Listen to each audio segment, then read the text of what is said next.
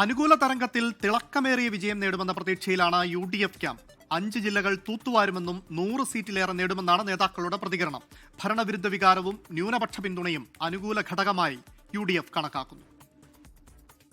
കോഴിക്കോട് ഉൾപ്പെടെ വടക്കൻ ജില്ലകളിൽ ഇക്കുറി നേട്ടമുണ്ടാകുമെന്ന പ്രതീക്ഷയിലാണ് കോൺഗ്രസ്. പാലക്കാടും തൃശൂരും കൂടുതൽ സീറ്റുകൾ ലഭിക്കും.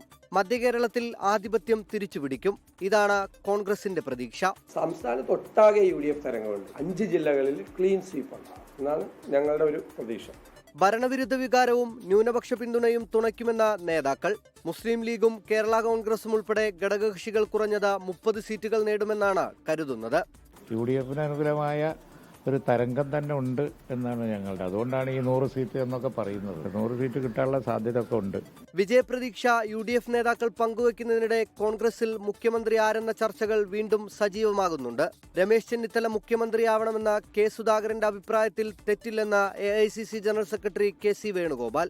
ആരാഗ്രഹിക്കുന്ന എന്താ തെറ്റുന്നേ?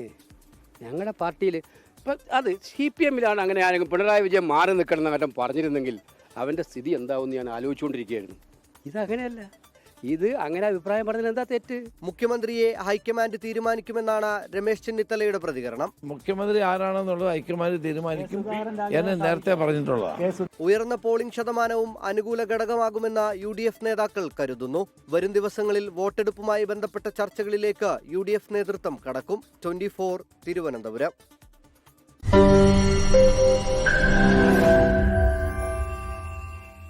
ലോകത്തെവിടെയായാലും ഏത് സമയത്തും 24 വാർത്തകളും ഓഗ്മെന്റഡ് റിയാലിറ്റി പാക്കേജുകളും എക്സ്പ്ലെയിനറുകളും വിശദമായി കാണാൻ ഞങ്ങളുടെ YouTube ചാനൽ നിങ്ങൾക്ക് സബ്സ്ക്രൈബ് ചെയ്യാം.